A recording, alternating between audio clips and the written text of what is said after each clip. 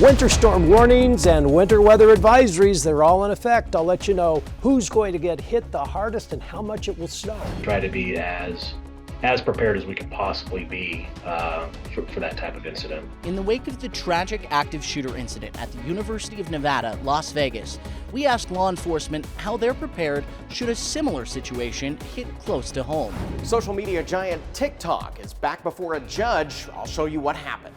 We believe that the more darkness we encounter, the more light we have to bring to fight it. And on this first day of Hanukkah, we'll show you how Utah's Jewish community is coming together amid the ongoing conflict in the Middle East. Live from Utah's news leader, Fox 13 News Live at 5 starts now. Tonight, we are learning more about the victims and the suspects in that deadly shooting on the campus of the University of Nevada, Las Vegas yesterday.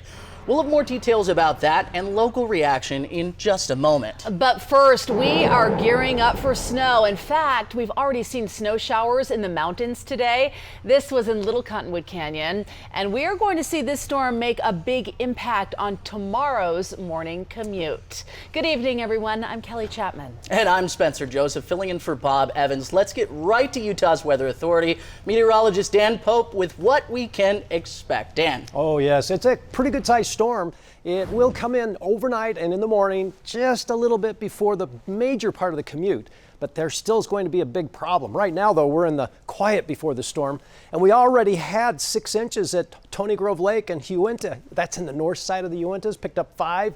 4 inches at Deer Valley, Snowbird, Alta, Snow Basin, 3 inches, Powder Mountain, 3 inches, Daniel Summit, 1.3 inches. So here are the clouds. Here's the main part of the storm. There's a really strong jet stream right here. That's going to cause the atmosphere to churn and turn, and that's going to cause snow to fall all the way to the valley floors. So we have winter storm warnings for the Wasatch Mountains and also for the Bear River Range. There is a winter weather advisory for the mountain valleys as well as parts of the Wasatch back. Now, 32 overnight. Snow starts after 2 a.m. We get a good shot as it heads through the morning commute, but there's another band that will come in later on. I'll tell you more about that and what it will do coming up in just a bit. Thanks, Dan. We'll take a look at these clips from inside the UNLV campus during the active shooter attack yesterday morning. As the community grapples with the tragedy, Clark County Coroner has released the names of 2 of the 3 victims. Both victims were educators on campus, according to our sister station in Las Vegas. The first victim was Dr. Patricia Navarro Valdez, an assistant professor of accounting. Navarro's death was ruled as multiple gunshot wounds, according to the coroner. The second victim was Dr. Cha Zan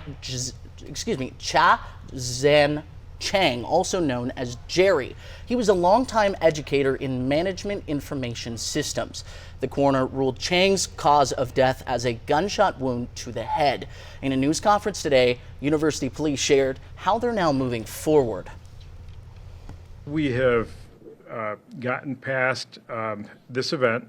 The intent is that we will bring a group on board who will assist us in looking at this event. What did we do right? What needs improvement? And then will be able to answer the question as to what can we do to improve safety on campus. Police identified the shooter as 67-year-old Anthony Paleto, a former professor at East Carolina University in Greenville until 2017. Cops lined up going in, some in threes, some in multiple pairs, and we saw officers going in little groups. Several witnesses to yesterday's violence shared the same observations, that police officers responded quickly, putting themselves in danger, confronting the suspect. Fox 13 News reporter Lucy Nelson checked with some of Utah's universities to see how they train for a similar situation. An active shooter situation on a college campus.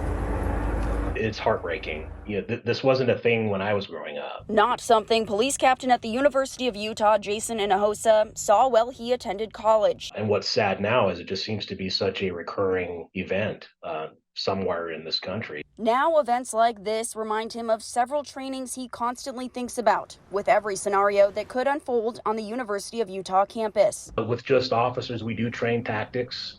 We do train with the equipment we have, and then we also, at the various buildings we have on campus, I mean, we have to look at what challenges we face with the layout of certain buildings, how the doors lock, how to gain access to these buildings on campus. They, along with other campuses like Utah State University, say they train multiple times a year and have trainings for students too. We have our staff and our students go through armed aggressor training that for our new student orientation, they're provided access to that training, and our employees are provided that training as well. Chief of Police with the Utah State University Police Department, Jason Bry, says they have a campus-wide alert system, which students are automatically a part of when they're onboarded. Personal awareness, knowing what's going on around you, having the Aggie alert system for us specifically, making sure that parents are uploaded on that as well. It is how we communicate with individuals to run, hide, fight, or what to do, where to go, where not to go with that direction. Both say they're constantly reevaluating their protocols and training and hope it never impacts Utah, let alone any other campus. It's hard to say you're really ever prepared because it's such an enormous and overwhelming thing to face, but we do train and we do educate and try to be as prepared as we can possibly be for that type of incident. If we had to respond to that, I am confident that we would be able to engage and handle that situation fairly quickly. In Salt Lake City, Lucy Nelson, Fox 13 News, Utah. Well, this is a weird one. Residents in Clearfield, Roy, and Layton, listen up. You might have been seeing yellow water in your home. It's been happening more and more in recent days, and homeowners in 3 of those cities, again, Clearfield, Roy, and Layton, Clearfield city officials say samples of this yellow water have actually tested and come back as safe to drink. All 3 cities are working together, as well as the Weber Basin Water Conservancy District, to try and figure out what's going on. You can see it in that bathtub there. Well, if you see yellow water in your home, give city officials in your community a call. The social media giant TikTok was back in court today, facing demands that it may be held in contempt of court. Fox 13 News political reporter Ben Winslow takes a look inside the courtroom. The Utah Attorney General's office wanted a judge to hold TikTok in contempt of court, accusing the company of not complying with investigative subpoenas from the state's Division of Consumer Protection. They were to comply with the subpoena by Friday at 5 o'clock. They did not. The social media giant is under investigation over alleged harms to the mental health of children. The Utah Attorney General's office has taken TikTok to court several times now, accusing the company of dragging its feet when it comes to the state's subpoenas. Have you spoken to them at all about the document portion? We've started to. They were in contempt, as of 5:01 p.m. Last Friday. And we do want to continue to get that production and have that production. What we're concerned with is, even from their description of what production is coming and what they have produced, the way that they have gone about that is deficient. But TikTok's lawyers argue they have been responding to the state's demands. We have provided enormous amounts of information and expended extreme amounts of time and manpower in order to produce that. What is remaining is very small, and we think any of the questions that they at least previewed for us today are things that are very easily resolved through me to confer. The judge stopped short of issuing a formal contempt of court finding, but told both sides to keep negotiating, keep talking, and come back to him if there's further problems. I will expect that both parties will meet and confer on every issue that the Attorney General believes is still outstanding. The state already has separate lawsuits going against TikTok and other social media platforms, accusing them of harming the mental health of Utah youth with addictive algorithms and targeted advertising. It was previously disclosed in court that Utah may have multiple investigations underway into TikTok. I mean, the important thing is we want the information. And I think what's happening here is we're moving along. Ben Winslow, Fox 13 News, Utah. The Utah Attorney General's office now asking a federal appeals court to throw out an appeal challenging Utah's new age verification law for porn websites. A coalition of plaintiffs, including a trade group representing the adult entertainment industry, sued the state. This is all over a law the legislature passed requiring adult sites to do some sort of age verification. The adult site claims what the state wants could violate free speech as well as privacy rights by essentially forcing people to upload a government ID. They also claim the state has no capability to conduct age verification. You may recall some major adult sites blocked computers located in Utah in protest of the law. A lower court judge threw out the porn industry's lawsuit, and they appealed to Denver's 10th U.S. Circuit Court. A court hearing on the efforts to throw out a lawsuit over transgender girls playing school sports is now on hold. That's because the children suing the state have dropped some of their claims. The children are suing, claiming Utah's ban is unconstitutional as well as discriminatory. A judge has issued a restraining order blocking the ban from being enforced by the state of Utah. That means transgender girls who want to participate in school sports, they must go through a special commission to determine eligibility. A judge today will consider a battle between lawyers over confidential medical records. December 7th, 1941, a day that will live in infamy. Those words spoken as Japanese forces attacked Pearl Harbor, Hawaii, 82 years ago today.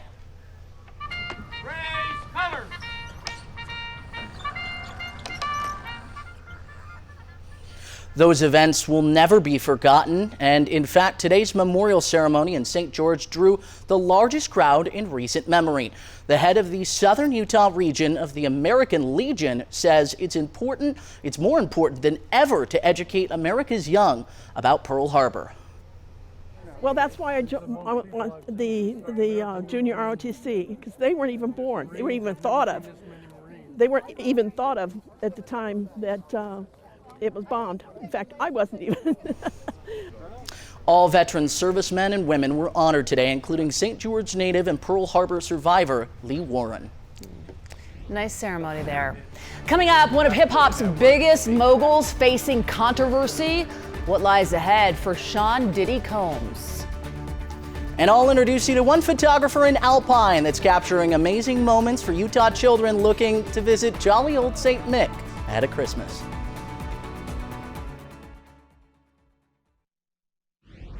In national news, musician Sean Diddy Combs now facing another sexual assault allegation. A woman referred to as Jane Doe filed a complaint accusing Combs of sex trafficking, sexual violence, and other allegations. The complaint says the woman was 17 years old at the time. This is the third civil complaint against Combs in recent weeks. Combs called the allegations sickening and says his accusers are looking for a, quote, quick payday. A number of package delivery workers in Kentucky are now on strike. This morning, DHL employees started picketing at the Cincinnati Northern Kentucky International Airport. Workers who load and unload planes say that they've been trying to negotiate better contracts with DHL for months now, but with no progress, the Teamsters Union voted Sunday to authorize a strike if an agreement was not reached. DHL employees are asking the company for a contract that includes better pay, also safe working conditions. A spokesperson from DHL says the strike was something they did anticipate and they are fully prepared for. The House of Representatives voted to censure Democrat New York Congressman Jamal Bowman for pulling a fire alarm at the Capitol when there was not an emergency. The measure passed on a vote of 214 to 191, which included some Democrats joining Republicans in favor of a censure. Bowman was caught on a surveillance camera back in September, triggering the alarm. Republicans say they suspected he did it to give Democrats more time to read a stopgap spending bill the GOP had just introduced. Initially, Bowman denied pulling the alarm and then later admitted to doing it, but then he said it was an accident.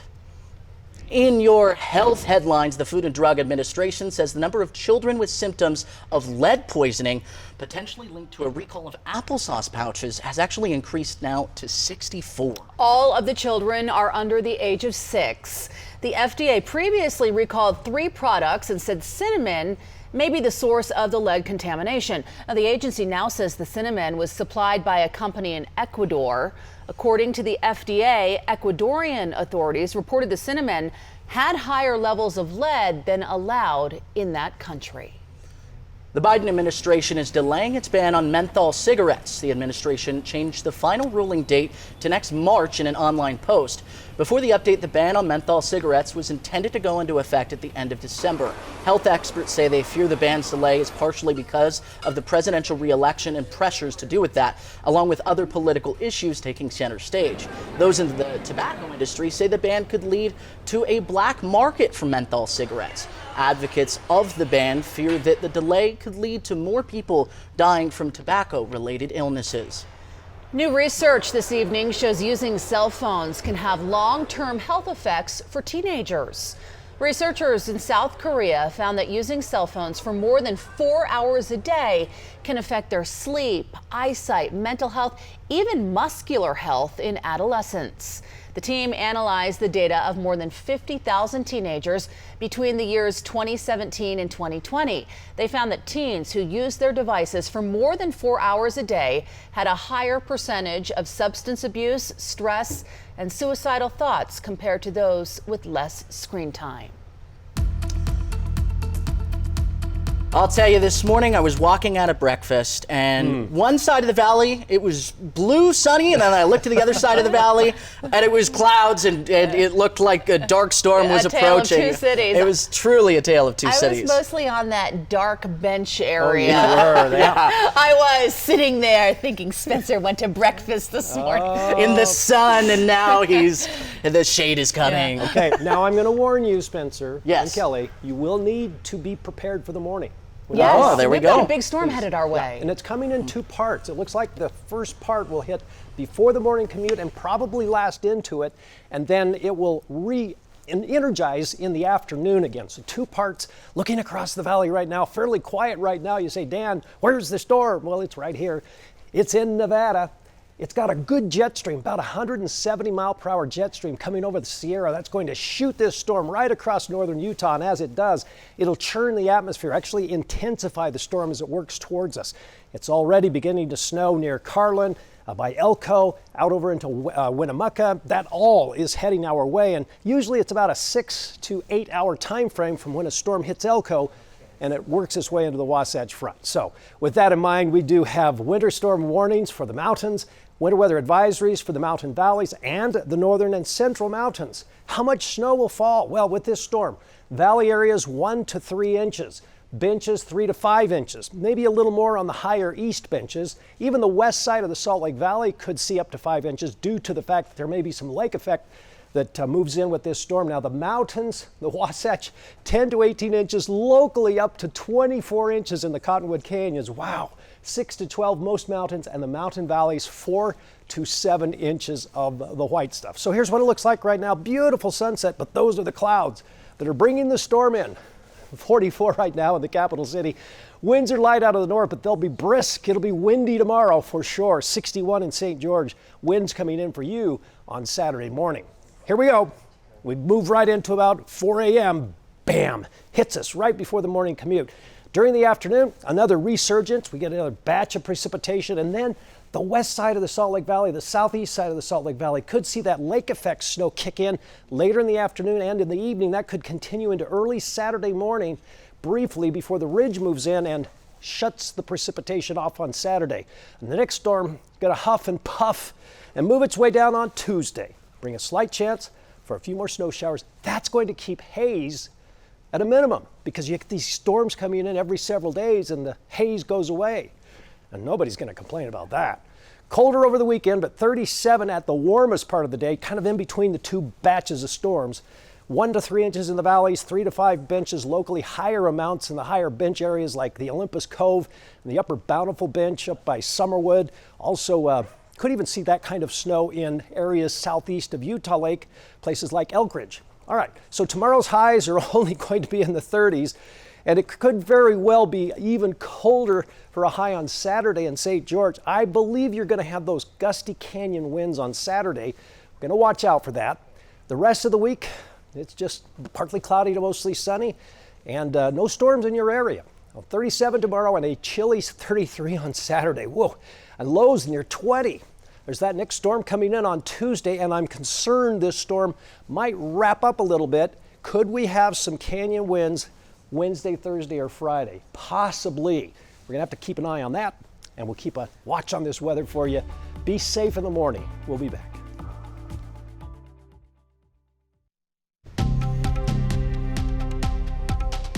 Welcome back, everyone. In Fox 13 News Money Watch this evening, most Americans are now working overtime to help pay for the holiday season. It could be a very expensive time of year. It really can. I think we all know that right now. Well, feeling it. Yes, seriously. Well, from recent data from Empower's 2023 holiday spending shows that 1,000 people surveyed, of that, 31% say they're working extra hours or taking on side work to afford holiday purchases.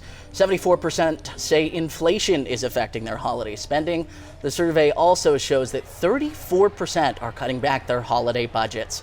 This news comes after a record-breaking number of people actually shopped over the Thanksgiving holiday weekend. It seems like products are just getting more expensive as well. Really? Well, Starbucks has a gift for its rewards members this month. The coffee house is giving members 50% off any drink. Now, here is the fine print. The deal is available just on Thursdays in December between noon and 6 p.m. So you have, 35 more minutes today if you want to go get a 50% off drink.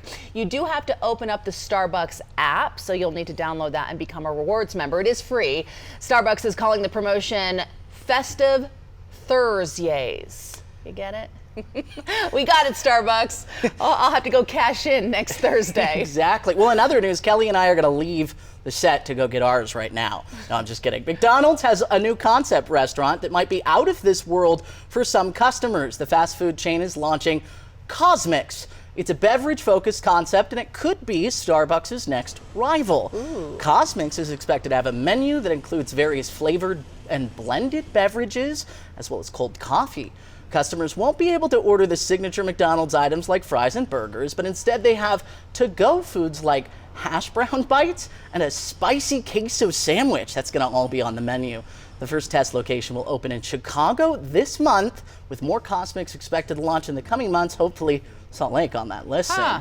They may be onto something. They may be. Yeah, blended drinks, no matter where they're from, they're pretty tasty. Good. Well, markets on Wall Street closing in the green today. The Dow climbing 62 points. The S&P 500 snapping a three-day losing streak, rising 0.7 points. And the Nasdaq advancing 1.3%. The index is rising as tech stocks reportedly outperformed expectations. Traders now turn their attention to tomorrow, when the latest jobs report will be released.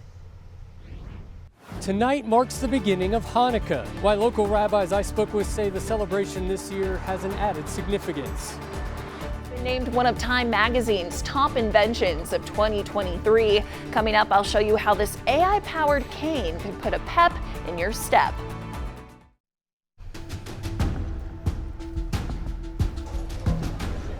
As the war in Gaza continues to rage on, students gathered in Tel Aviv to mark the first day of Hanukkah. Candles were lit for those taken by Hamas on October 7th, and balloons were also released in tribute to the victims. The hostages who sit in captivity in Gaza, they're sitting there in the darkness and horrible conditions. So we're going to light 138 candles to bring light to them. Aid agencies say more than 2 million people have fled their homes in Gaza amid food and water shortages. Salt Lake City is also marking the first day of Hanukkah, beginning with the grand menorah lighting and celebration at the Utah State Capitol tonight. Yes, as Fox 13 News reporter Chris Arnold shows us, the holiday this year does have an added significance for those in the Jewish community. Outside of Chabad Lubavitch of Utah, menorahs and an inflatable dreidel can be seen. Hanukkah is the most central time of year where we're focused on the idea of sharing the specifics of what we're celebrating in the most external and public and outreach-facing manner possible. Rabbi Avremi Zippel with Chabad of Utah says this year they have several events planned. By my count, I think it's the most active Hanukkah we've ever had on the record, definitely doing more events than I can remember in any sort of years past. 4 major events over the holiday, candlelighting every single night at Abravanel Hall. Those events on a much larger scale than years past. And I think it's a fitting message. I think specifically in a time where there are those whose inclination it is to kind of shy away from the public light, I think celebrating in the most public fashion possible is a very powerful message. I think this year's Hanukkah takes on a very special significance considering the situation that we're in. Rabbi Benny Zippel, the executive director of Chabad Lubavitch of Utah, is referring to the ongoing war between Israel and Hamas. We're going to take our Jewish pride, the pride in being the Jewish people, and not only are we not going to hide ourselves and conceal our identities and conceal our practices, we're going to do them, carry them out with even greater pride and excitement than before. Rabbi Zippel telling Fox 13 News on Thursday he estimates there are 4,000 Jewish households across the Beehive State, a bulk of those right here in Salt Lake. And we live in a country where religious freedom is granted to every citizen, to every individual, and we are proud to display it and to share it with the people around us who love us. For the Zippels, while Hanukkah is a chance for celebration, they told me it also helps their community be mindful and keep in mind the central message of the holiday. Is the victory of light over darkness, which is something which we will always feel a connection to. In Salt Lake, Chris Arnold, Fox 13 News, Utah. Utah Lieutenant Governor Deidre Henderson will not reject certificates for nominations for unaffiliated presidential candidates who fail to meet the current statutory deadline of January 8th, 2024. The agreement reached today is a result of 2024 presidential candidate Robert F. Kennedy Jr.'s motion filed in the U.S. District Court. Quote, to enjoin the unconstitutional early filing deadline. The Beehive State requires independent candidates to collect 1,000 signatures of qualified electors with the certificates of nomination. Well, take a look at what's left of a car after a 26-year-old man crashed it after allegedly fleeing from Provo police early this morning. Just before 7 a.m., police got a report of a stolen 2009 Dodge Caravan at a gas station. When police found the van, they attempted to stop the driver, Isaac Ochoa, but police say he fled toward a rail yard. While train activity was paused, police set up a perimeter and then found the van on its side and the suspect hiding under a nearby train carriage. He has since been booked to the Utah County Jail. Now to an update on charges against Lori Vallow Daybell. The Idaho mother was already sentenced to life in prison for the murder of her two children, JJ and Tylee, and she now faces a judge in Arizona this morning. Vallow Daybell was arraigned on 2 counts of conspiracy to commit first-degree murder. She is accused of conspiring to kill her 4th husband, Charles Vallow, as well as her niece's ex-husband, Brandon Bordeaux, in 2019. Prosecutors say she conspired with her brothers Alex Cox. Investigators believe Vallow Daybell had her brother kill Charles Vallow so that she could marry Chad Daybell and get $1 million in life insurance money. Back to local news. Special day for every single student at Copperview Elementary School. They're now wearing a brand new pair of shoes. They all boarded a bus for a field trip to America First Field, the big soccer stadium in Sandy where Real play. They got a tour of the stadium. Then the kids got to pick out and be fitted for shoes as part of the Warm the Souls shoe giveaway. Honestly, to bring over 300 kids out, whole elementary, and give them new shoes, I mean, I get a little emotional just thinking about it, but it's been a very special day. To have Santa Claus here, to have these kids, see them smiling, it's just what this season's all about. Yeah, Santa even doing many of the shoe fittings there. Very cool. Those are really nice Adidas. They are. RSL and Utah Royals Foundation teamed up with America First Credit Union, which has been doing the Warm the Souls program for 29 years now. Well, Callie, you're going to really like this one. We've all had our picture taken on Santa's lap at the mall. You get your kids, get their Christmas portraits done. But there's a photographer that takes all of that to the next level to have kids not only have a photo shoot, but an experience with the big man in red. Take a look. 1, 2,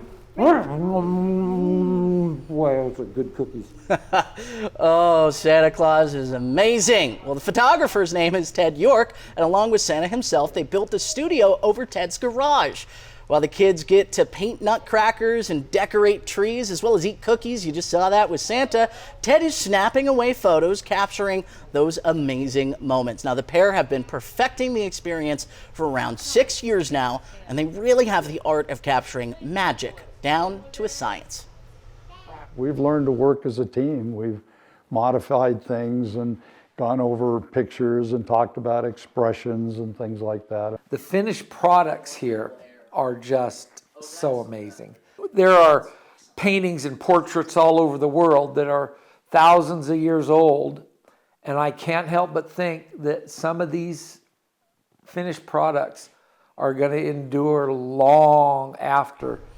You can see some examples of the amazing work right here. Very Norman Rockwell-esque.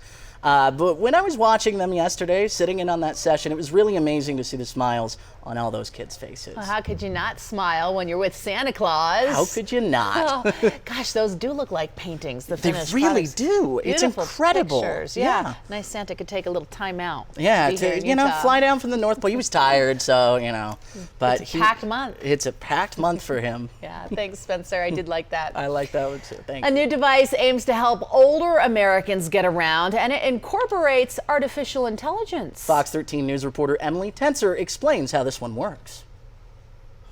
It's named one of Time Magazine's best inventions of 2023. Yesterday, AT&T announced the world's first ever AI-powered smart walking cane. It's called Can Go, and it's part of the phone company's collaboration with Can Mobilities. The Can Go is basically a phone that's a cane. It's connected to the AT&T network, so you don't even need to have a cell phone or device on you. It tracks your steps and movement on an app that your caregivers or loved ones can have access to. And if you fall, the cane will send out an alert and your caregiver can call and ask if you need assistance. And if you do, they can use GPS technology to send help your way.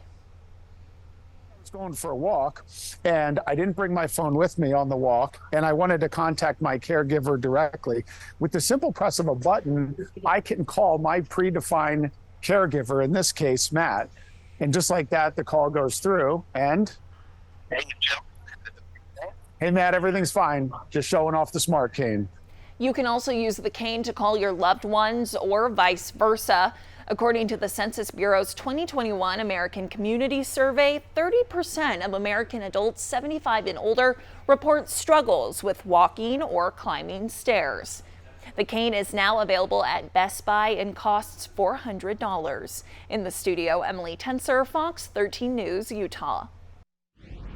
Volunteers with the Jordan School District and generous community members out here in South Jordan combining forces to make a very special shopping experience possible for hundreds of students, including many of those with special needs. More on that coming up. And we're tracking a storm moving through Nevada that will arrive in the overnight hours. Yeah, it may be a problem for the morning commute. I'll show you more what you can expect coming up. One of the best golfers in the world is headed to Live Golf, and the Utah gymnastics team has a new head coach. Plus, the Jazz back at work today after a 50-point loss in Dallas last night. What is head coach Will Hardy focused on with this team right now? He'll tell us coming up in sports. Thanks for being with us tonight, everyone. A professor at Utah Valley University got the chance to help decorate for the holidays in Washington, D.C. I love when our local people get featured nationally like this. Well, Fox 13 News digital reporter Shanti Lerner shares her experience. This year, the White House's holiday theme is the magic, wonder, and joy of the holidays. One Utah professor had the opportunity to make that theme come alive. This year, Dr. Biden put out a call for volunteers to help her decorate the White House for the holidays. I heard about the opportunity last December. I saw on the First Lady's Instagram that she had posted about the volunteers that had helped. And so I reached out to the White House in January and I asked how that process happens. So in August, I got an email from the White House and they said, here's the application process, go through it, fill everything out. And so we did that. Sanders says the application included questionnaires about each individual applying and information about any design experience they may have. 2 individuals from each state were selected and came from all kinds of professions. Along with being a professor at Utah Valley University, Sanders and her husband also own a flower farm called Huckleberry Lane Farm, where they grow flowers and do floral work. What really helped is my eye for being able to put things together in terms of I'm often putting greens together and whatnot. I helped build the garland that sits over the mantle that is in the state dining room. While Sanders says her entire trip to DC was voluntary, the experience was unforgettable. The part where so many people were able to come together that were from all different walks of life, had lots of different belief systems, lots of different diversities. Everyone was there to work for a common cause. I love that. The results were beautiful. They really were. Well, if you didn't know by that story, it is the season of holiday giving. And folks in the Jordan School District are doing their part. This is a great event. Fox 13 News reporter Scott McCain shows us what they and a number of volunteers are doing to give hundreds of students a memorable Christmas.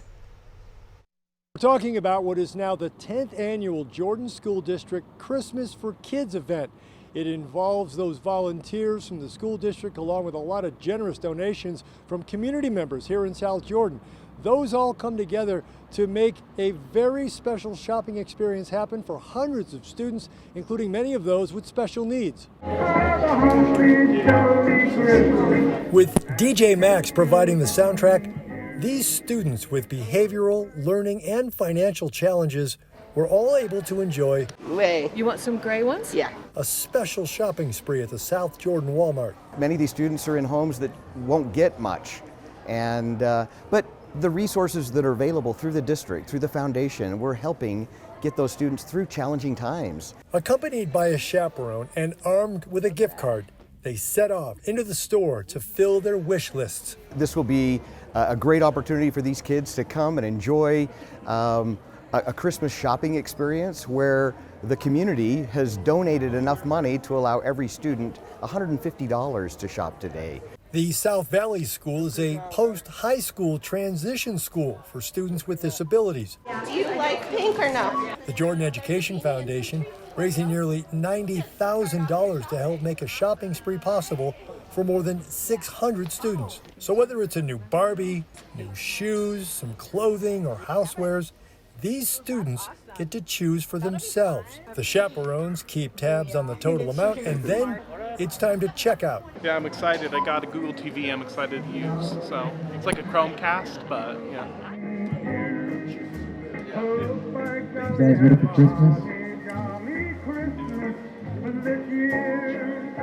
The shopping spree here on Thursday, basically a precursor, a preview of a larger event that's going to happen here Saturday morning. That's when roughly 600 kids from the South Valley School will be here taking part in a very similar shopping excursion.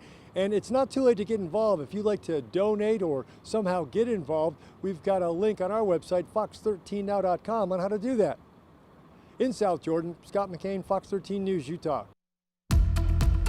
And if you can, I would encourage you to get involved. I have volunteered with the Jordan Education Foundation for this particular event several times, and you're paired with a student and you go shopping, and every time without fail, Dan, they say, okay, I want to get this for my mom, this for my dad, this for my sister, this for my brother, and then they say, well, and if there's anything left over, then maybe I'll get this for myself. They're so giving. I love very, that. very, very heartwarming and a memorable experience for all. Well, I have a present for you. Oh. I'm going to bring snow to your house Oh. tomorrow morning. You call that a present? I'm going to go snowboarding. So I take it you're going to come over and shovel too, Dan. Thank you. Yeah, there you go. So nice. Oh, I don't know about that. But yeah, I can give presents too. I wish I could claim that I could do that, but Mother Nature, she's really kicking in right here over Nevada. Got the afterburners on. Jet stream 170 miles per hour over the top of the Sierra. That's going to churn and turn the atmosphere. That will bring us a pretty good shot of snow for the morning commute. It probably will come in mostly before the morning commute, but coming off the benches where it's a bit colder, the snow will be heavier. That could hang on for a little while, so watching it very carefully. Winter storm warnings for the Wasatch Mountains, the Bear River Range, winter weather advisories in effect for the mountain valleys, as well as the northern and central mountains. How much snow, you say, Dan? Well, 1 to 3 in the valleys, 3 to 5 on the benches, maybe a little higher in a few of those east bench locations like Summerwood, Olympus Cove, the high areas. Now the Wasatch Mountains 10 to 18 inches, but up to 24. could fall in the Cottonwood Canyons. 6 to 12 most mountain areas, and then about 3 to 7 inches, most of that coming in the Ogden Valley or the Morgan area, not so much in Heber Valley. But bottom line, what a sunset. Look at that. Red sky at night, sailor's delight. That's not going to happen. We have a storm coming in. 44, it'll stay kind of warm tonight, warm ahead of the storm. It's 61 in St. George. That's fairly nice, but it'll turn much colder tomorrow. Here's where the storm will be right there in the morning. This is 5 a.m., pounding away, giving us a bit of a travel trouble issue in the morning, okay? And then it'll stick around through 6 p.m., may get a little break, say between 8, 9 a.m. and 2 p.m., and then it'll pick up in intensity again later in the afternoon, and some lake effect snow southeast of the lake towards the Cottonwoods, then south of the lake on the west bench, and over towards the Tooele Valley tomorrow night. There it is, right there, sticking around. Early Saturday morning. Then the ridge builds in, but a storm tries to come through. As it does, it just sort of piecemeal comes in. But, I'm a little concerned. Let me just say this real quickly. Could be some easterly canyon winds later in the week. See how this is all kind of swirling around right there? Got to watch that carefully. And, there's another storm out there. The good news is these storms will keep bringing wind, which will clear the Valley of the Haze and keep us that way for a while. But the snow comes tomorrow, 1 to 3 valleys, 3 to 5 benches, more some areas, 30s, 20s, 40s, and a few 50s for highs. And there you go, St. George, you're getting totally missed. Now we might see a ½ an inch of snow in Beaver, maybe a 1/10 of an inch in Cedar City. It won't last very long. There will be winds Saturday morning in the canyons of southern Utah, so be aware of that. For the Wasatch Front, the periods of snow, morning again later, and then very cold on Saturday, the high 33, Sunday 38, Monday 40, and then that chance for snow Tuesday 42 with some possible canyon winds later in the week. I think our high temperature today was about the same as what the Jazz score loss was last night, or something like that.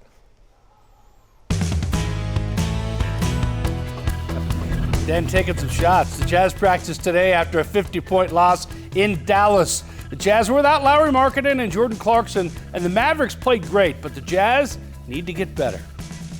I think for us to get where we want to go, which is to be a contending NBA team, we have to shore up our foundation, and that's my focus right now. Like, there's plenty of tactical, schematic things that, I would love to clean up or change or adjust, but we're in a phase right now of trying to get the baseline parts down and make those consistent before we can move to the next step. The BYU and Utah men's basketball teams will play this Saturday at the Huntsman Center. It will end a long stretch where this is a non-conference game. They'll likely play twice a year starting next season as Big 12 rivals. It's a game both teams are looking forward to. It's to be super, super competitive, like it should be. It's in-state games. That's why in-state games are special. I think they're fun for the fans, and it's, every game for us is so huge right now, and we love it. We can't wait to get to it, and we have a lot of confidence in our guys. We have a lot of confidence in our approach, and so let's go. I think it's very important for the state. I think it's very important for their fan base, for our fan base. It's a game that, especially the Utah kids growing up, it's a big deal. I mean, it's a huge thing, and we're excited for this opportunity. Carly Dockendorf has been named the Utah head coach for the Utah gymnastics team after she served as interim head coach after Tom Farden and the Utah mutually parted ways in November. She's been with Utah since 2018 as a volunteer coach, assistant, and associate head coach last season. Yesterday, we heard from the Jets head coach on Zach Wilson returning to the team as the starting quarterback. Today, we hear from the former BYU and Corner Canyon star on returning to QB1.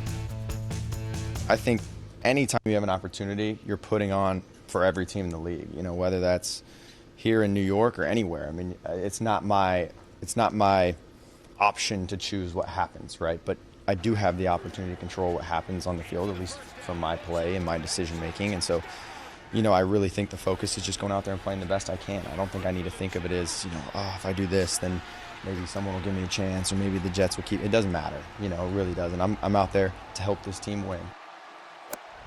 Jon Rahm has announced he's joining LIV Golf. The Masters and U.S. Open champion had been one of the biggest stars on the PGA Tour, but the Spaniard will now play on the Saudi-backed tour in a deal that is expected to be around $300 million for over 3 years.